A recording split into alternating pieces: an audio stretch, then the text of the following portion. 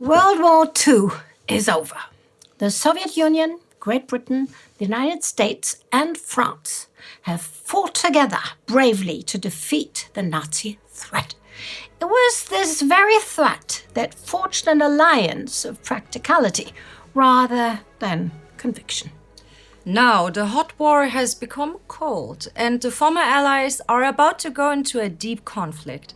At the heart of these developments sits an inconspicuous cipher clerk at the Soviet embassy in Ottawa, Canada, Igor Gouzenko. This mere clerk will turn the world upside down and reveal to the governments and public of the West the true nature of the Soviet enemy.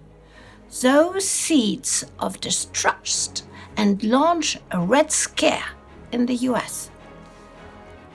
That's our story today. He was a whistleblower whose information put a lot of people in danger. Truth is truth and needs to get out, no matter the consequences. Really?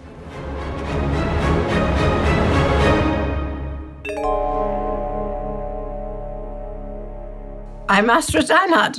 And I'm Anna Deinhard. Hello, darlings. Igor Gouzenko is a 23-year-old cipher clerk. Having no experience with the cloak and dagger nature of espionage, he has a simple but nevertheless critical role to play in the Soviet intelligence apparatus. He was responsible for coding and decoding messages between Zebotin, the chief of intelligence station in Canada, and GRU, Soviet military intelligence headquarters in Moscow. He passed along whatever information Zebotin produced through his spy network. Hailing from a poor background, Gouzenko got this position by enrolling in the Military Engineering Academy and working for the GRU in the USSR from 1942 to 1943. Besides the and encryption of documents, there are two other notable facts about Gouzenko's life in Canada. For one, Gouzenko had an unusual degree of access to classified documents, including access to a safe in one of the cipher rooms. And he and his family are allowed to live outside the embassy living quarters, making their surveillance more challenging. But why would the GRU worry about that? After all, Gouzenko is a mere clerk and naturally a patriot. Right? Well, we'll see about that. For now, that might actually be the case. One of the main challenges of his job is keeping track of all the different code names, as one agent could use many for different positions. So far, so good. A normal clerk, as far as Soviet intelligence goes, with a desk job, officially diplomatic cover, and a lower position. But then, Igor gets troublesome news. In September 1944, he learns that he will soon be sent back to the Soviet Union. You might think, so what? No big deal. On the contrary, it is a huge deal. Gouzenko knows how ruthless the USSR and especially GRU can be. As a low-level clerk, one not too unlikely possibility is that he will be sent into a labor camp upon his return. Why? Well, because he knows too much about GRU and its activity within Canada. Added to this is the fact that living in Canada is very different from what he was told back in the Soviet Union. Supermarkets, of all things, perfectly exemplify this. Gouzenko would later state, look, no lineups, no coupons, no rationing, having been hungry for month and cold and without privacy. This is an unbelievable paradise. We were told about hardships and persecutions in the West world and had no idea of what was really here. All this naturally troubles the young clerk, who also has to think about his small son and pregnant wife. While Mikołaj Uchman, his boss and chief of GRU in Canada, initially manages to prolong his stay, by late summer 1945, Gouzenko is set to leave soon. This outlook leads him to make a fateful decision which will cause chaos within Canada's government, Downing Street, the White House, and in the Kremlin. He is going to defect to Canada in the hope of a new and, most importantly, a safe life for himself and his family. That is why, around the time of the explosion of the first atomic bomb over Hiroshima on August 6, 1945, Gouzenko began marking incriminating documents in the embassy files, anticipating the need for something valuable to offer the Canadians in exchange for refuge. His last day of work is September 5th, 1945, and this is when he sets his plan in motion. On that fateful day, Gouzenko tucks no fewer than 109 classified documents under his shirt and leaves his workplace for the final time. His first stop is not the police nor the government, but the press. He trusted the newspapers, but he didn't trust the police because he thought they would have some infiltration or association with the NKVD, the Soviet Ministry of the Interior. He gets a meeting with the nighttime editor of the Ottawa Journal, Chester Froude. But things do not turn out the way Gouzenko imagines. Froude was baffled, Gouzenko increasingly rattled. This man was short, with a tubby build, Froude later recalled, and he was white as a sheet. The two of them retreated into a side room where Gouzenko burst out in a thick accent. Is war, is Russia.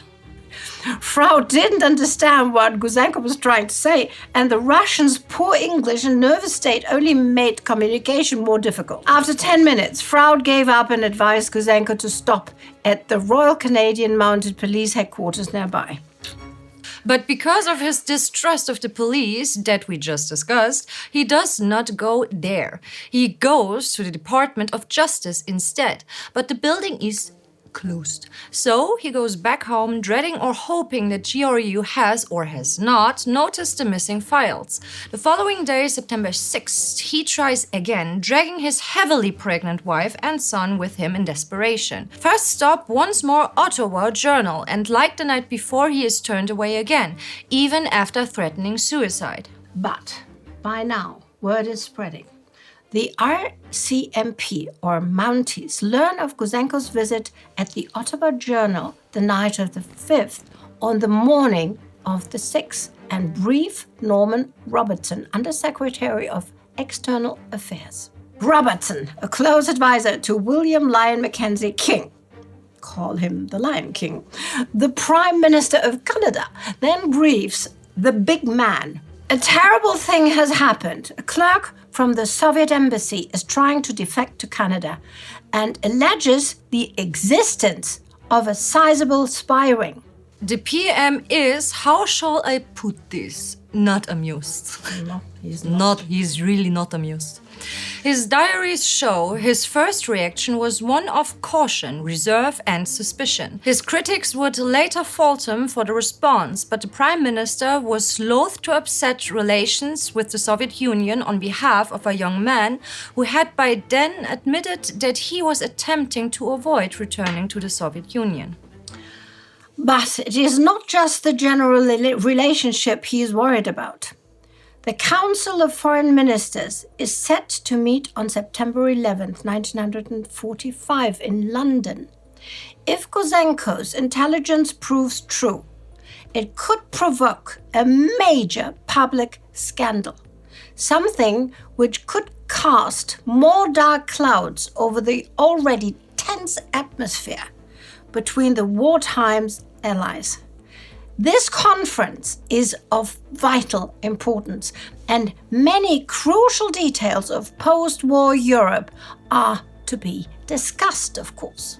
Like the disposition of the Italian colonies, the formation of new governments in Eastern Europe, the withdrawal of troops from the Middle East, and the issue of the Greek Civil War. All this is further overshadowed by the specter of atomic devastation that the US has unleashed over Japan. Would the secrets of the nuclear bomb and power be shared or not?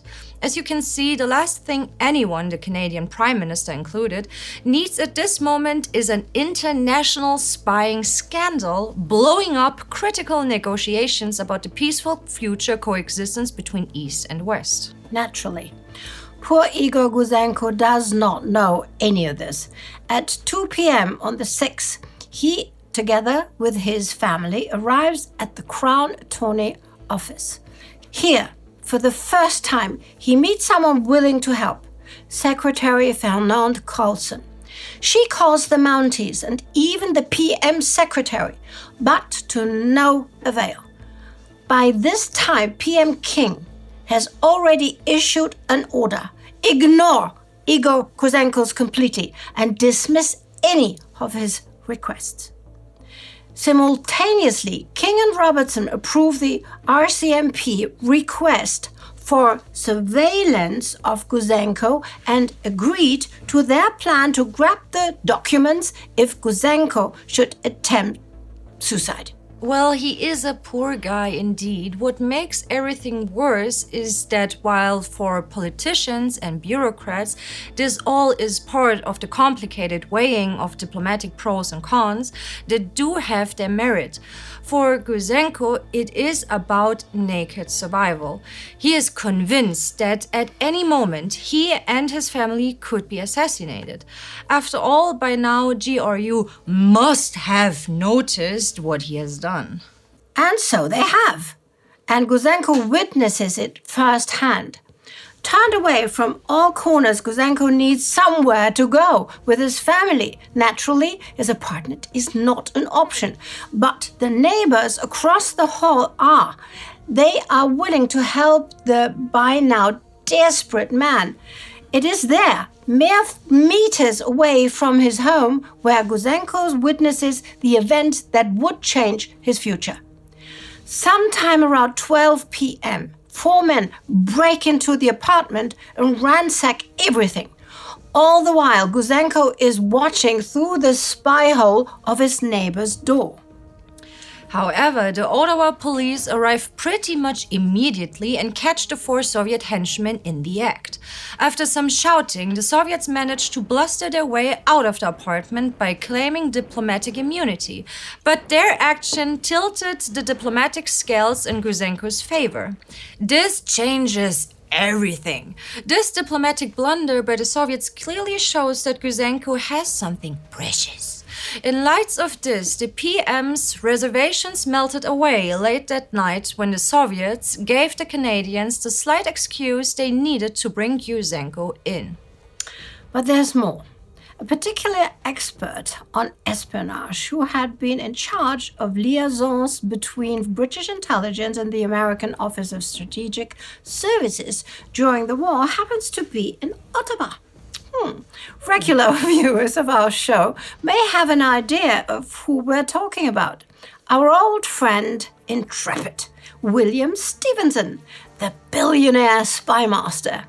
If you want to learn more about his fascinating exploit, then check out his episode somewhere around here.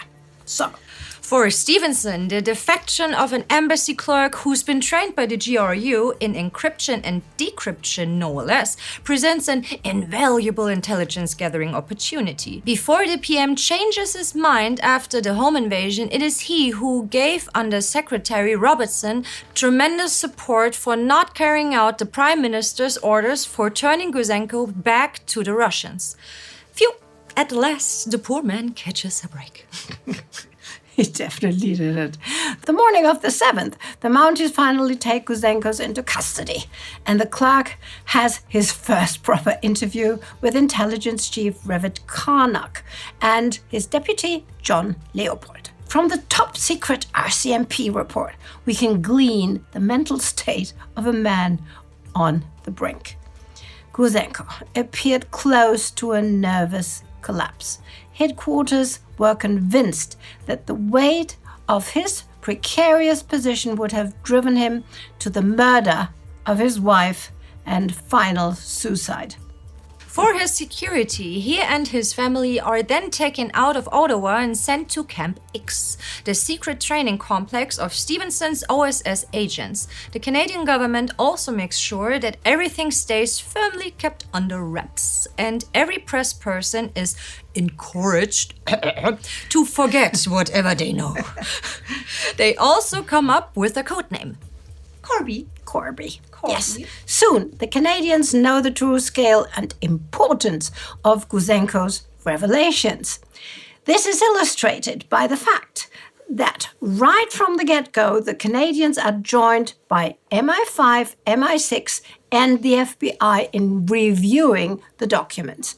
The initial assessments of the documents took less than a day. The Soviets had established a network of contacts within the Canadian government, and they were successfully extracting classified information on non-nuclear weapons, political discussions, and atomic research. Even the cable traffic and possibly the code of the British High Commission and the Department of External Affairs had been compromised. The list of code names suggested as many as 26 informants.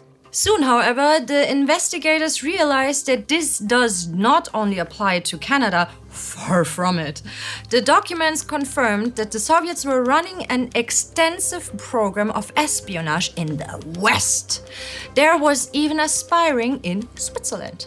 Yes, and we talked about that. 9 months later, in July 1946, the Canadian Royal Commission produces a classified report that had 733 pages long.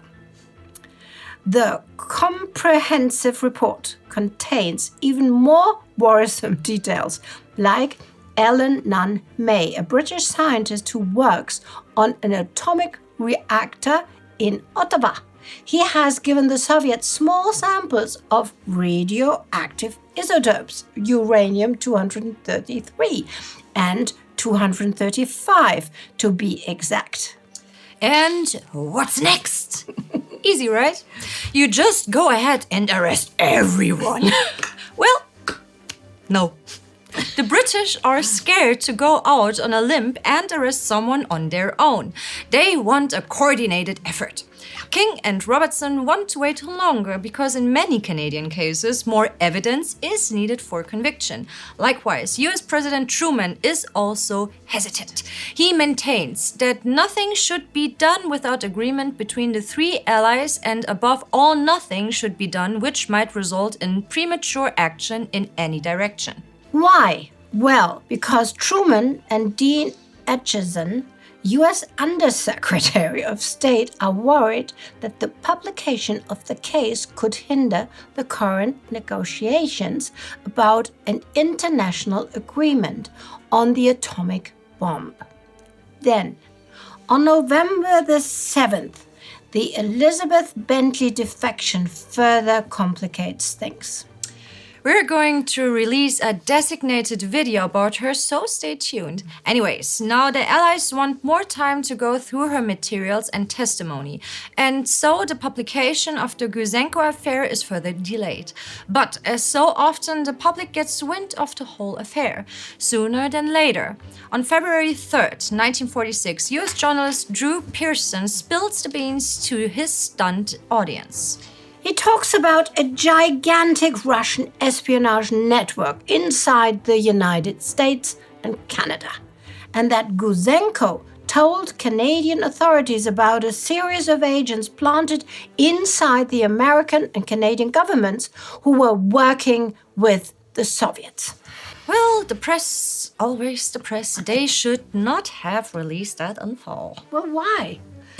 If they hadn't, then King could have just dragged his feet indefinitely, and no one would have known the extent of Soviet infiltration. I didn't know that MI5, MI6, the FBI, and the USS all count as no one. Well, just saying. The public wouldn't have known, but keeping it under wraps would have allowed for a quieter, more coordinated response. You know, real intelligence work.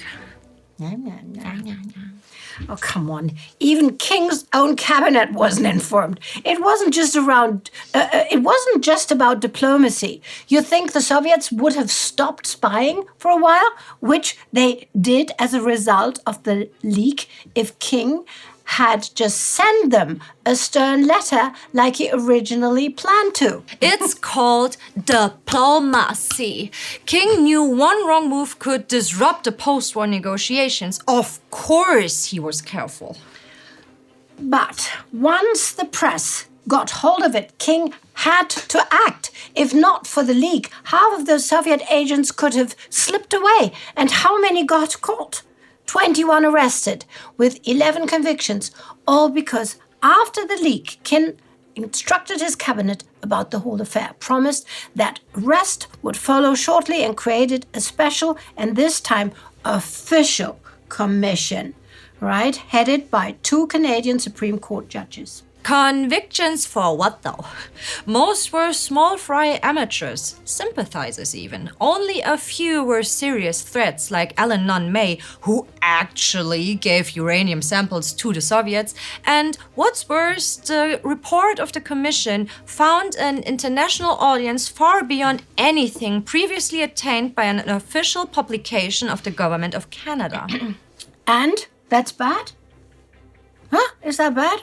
All it did was alert the public to the fact that the USSR was actually spying on his allies. Yes, of course that's bad. For one, the majority of the so-called spies were innocent, or if anything, guilty of being naive and stupid, rather than anything else. In their mind, they were merely assisting a wartime ally. That's why 10 were not convicted, but nevertheless had to live with being a spy in the eye of the public.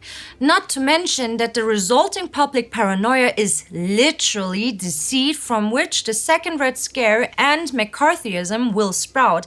I'm sure that's something you disapprove of. Okay, you might have a point. Especially since some historians like Amy Knight think that the leak to Pearson was deliberate and specifically aimed at inciting anti-Soviet hatred, potentially even from J. Edgar Hoover, the director of the FBI himself. But you also have to agree that keeping something from the public indefinitely is not really democratic, is it? Yeah, I guess you also have a point there. I agree with that. Okay. But anyways, there is no point debating any further as it was leaked and we can change that now. Anyways, what about Gouzenko? After the trials and Gouzenko can finally relax. He and his family receive Canadian citizenship, new identities, and get to enjoy a middle-class life. In the USSR, he is tried in absentia and sentenced to death. Undeterred, Gouzenko becomes an author, and his second book, Fall of Titan, even gets nominated for the Nobel Prize in Literature. Well done, Igor. In the end, while the spy trials may have lacked impact in terms of convictions, the Commission report certainly had wide-reaching implications across the globe.